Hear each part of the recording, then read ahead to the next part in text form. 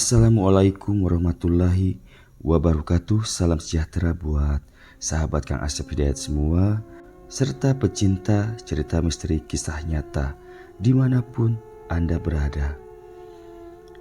Perjumpaan kali ini Kang Asep akan kembali melanjutkan cerita yang sebelumnya, yaitu Bisikan Gaib bagian 2 atau tamat.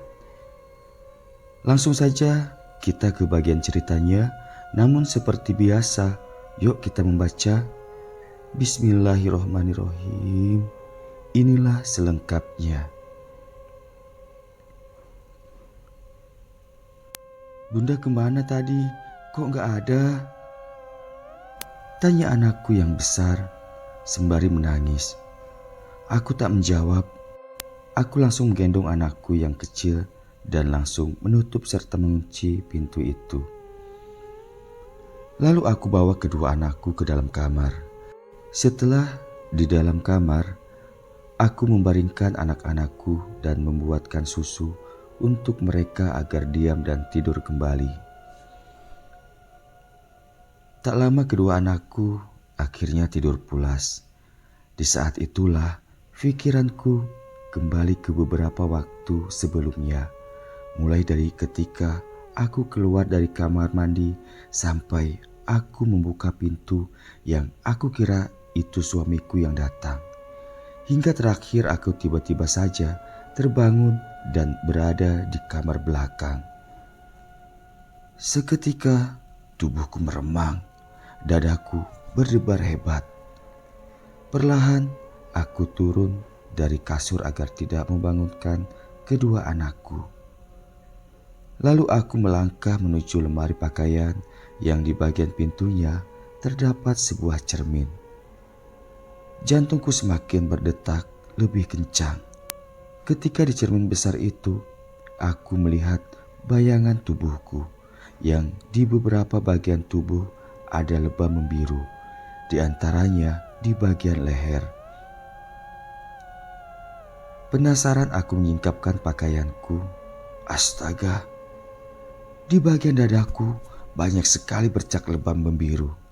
Dan satu hal, aku sebagai perempuan dewasa yang sudah bersuami, tentunya aku tahu bagaimana rasa tubuh di saat baru saja berhubungan dengan pasangan atau suami. Dan saat itu, aku merasakan hal demikian. Namun siapa yang telah berhubungan denganku? Aku tidak yakin jika ini perbuatan suamiku, karena suamiku tidak pernah seperti ini melakukannya. Demikian pikirku berkecamuk. Tak terasa bening air mataku menetes. Aku merasa kotor. Lalu di mana sekarang Bang Dodi? Di saat itu pula aku kembali ingat kepada suamiku yang hingga saat ini belum pulang. Aku mengambil ponsel yang berada di meja samping ranjang. Lalu aku telepon Bang Dodi. Namun beberapa kali aku telepon, tetap saja tidak diangkatnya. Aku menangis sendiri di kamar. Mengapa suamiku tidak berada di dekatku di saat aku membutuhkannya? Dan aku tahu dia tidak berada di dekatku saat ini bukan karena hal yang menurutku penting. Demikian sesalku dalam hati. Aku lihat jam dinding. Waktu menunjukkan jam 5 subuh. Suamiku belum pulang juga. Saat itu pikiranku benar-benar kacau. Tidak tahu apa lagi yang akan kuperbuat. Jam 6 pagi aku pergi ke kamar mandi. Aku mandi dengan air hangat. Setelah mandi, aku memasak walau badanku terasa sakit serta mataku sangat mengantuk. Aku paksakan karena aku harus menyiapkan sarapan pagi untuk suamiku sebelum berangkat kerja. Walau saat itu suamiku belum pulang juga.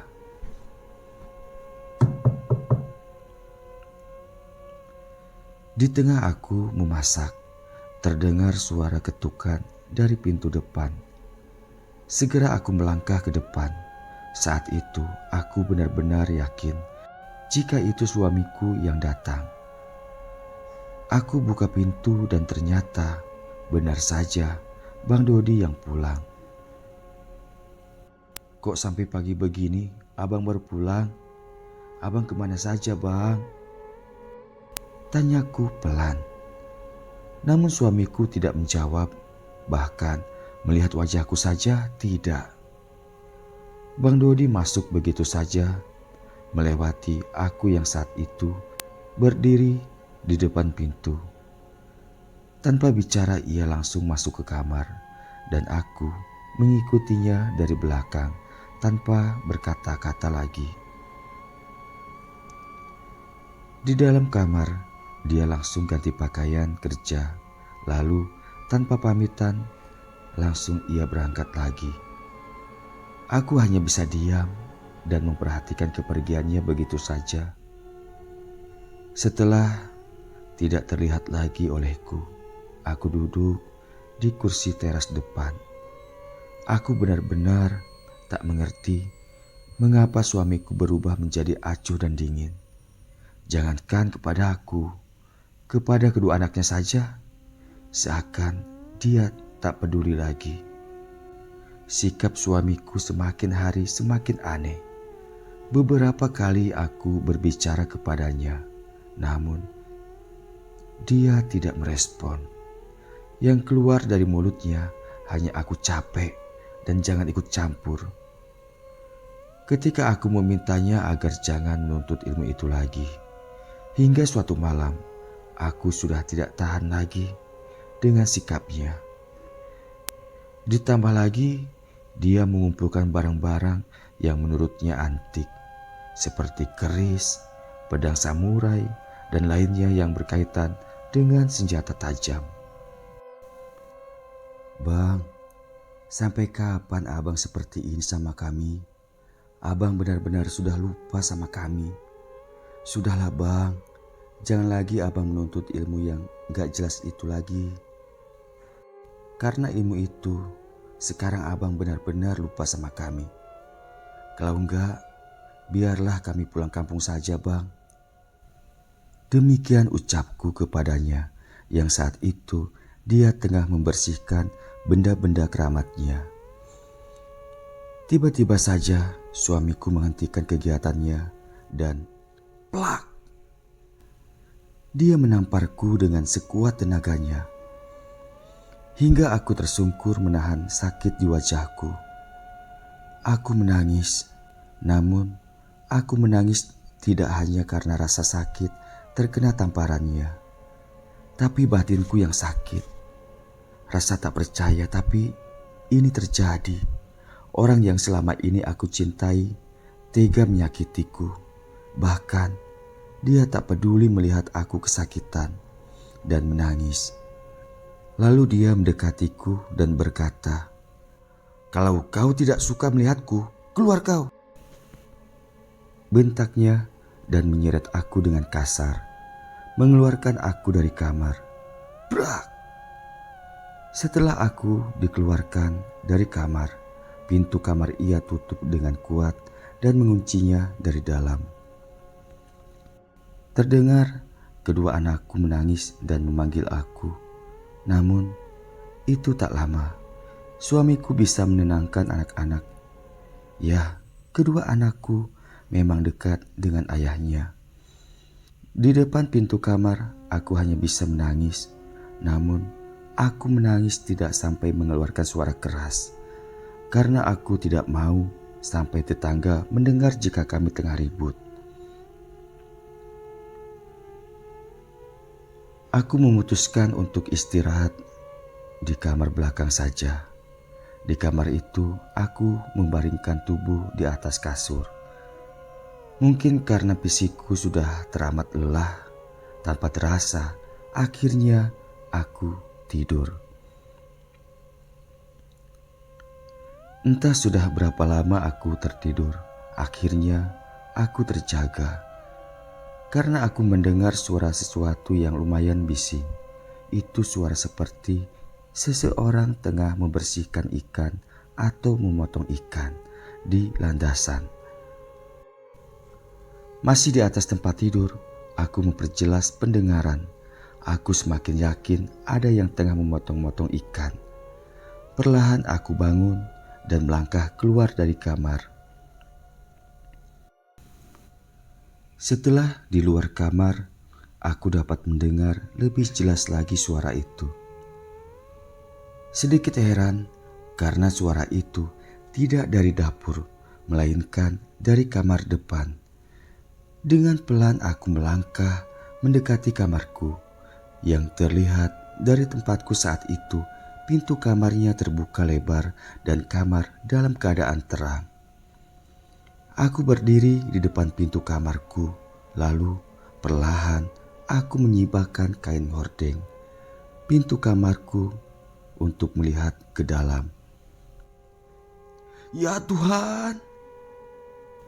Benar saja, suara seperti orang tengah memotong ikan itu dari kamar kami dan suamiku yang tengah melakukannya di atas kasur. Tapi bukan ikan atau ayam yang tengah ia potong-potong, melainkan tubuh kedua anakku. Di atas kasur aku melihat bagian tangan dan kaki terkumpul menjadi dua tumpukan. Dan saat itu aku tidak tahu suamiku tengah memotong bagian apa lagi dari tubuh anak-anakku. Darah segar sudah pasti membasahi kasur. Sempat aku melihat kepala kedua anakku tersusun di atas meja kecil. Suamiku telah memutilasi kedua anakku, yang tentunya anak-anaknya juga. "Bang, apa yang kamu lakukan, Bang?" jeritku histeris di depan pintu. Mendengar jeritanku, seketika dia memandang ke arahku.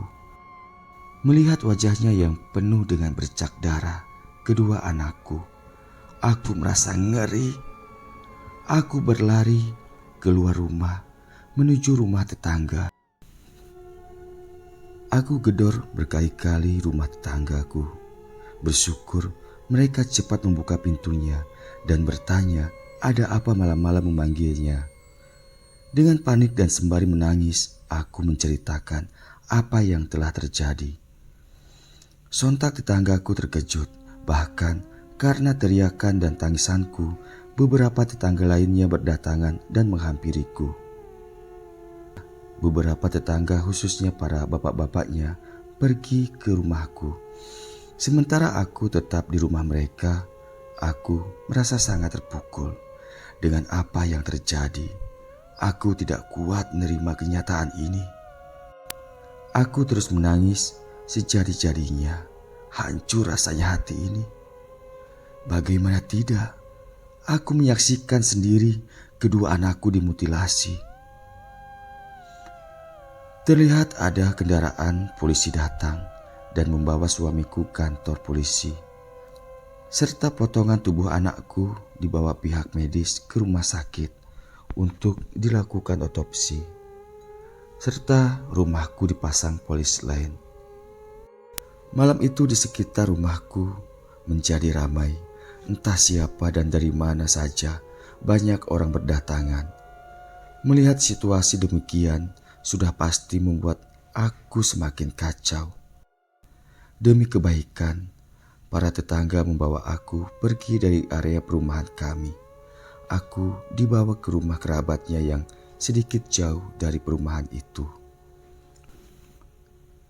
2 hari kemudian, kondisi psikis dan fisikku lumayan baik. Walau aku belum bisa menahan tangis jika teringat kedua anakku. Aku dijemput oleh pihak polisi untuk dimintai keterangan. Setibanya di ruang riksa, dengan lembut penyidik meminta keterangan dan aku menjelaskan semua yang aku lihat.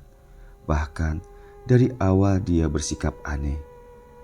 Setelah pemeriksaan selesai, aku diantar kembali ke rumah kerabat tetanggaku karena untuk sementara memang aku dititipkan di sana. Kira-kira 7 hari pasca kejadian itu, aku mendatangi kantor polisi di mana suamiku ditahan. karena aku penasaran bagaimana proses selanjutnya. Setibanya di kantor polisi, aku masuk ke ruang di mana beberapa hari yang lalu aku dimintai keterangan untuk menjumpai penyidik yang menangani kasus ini.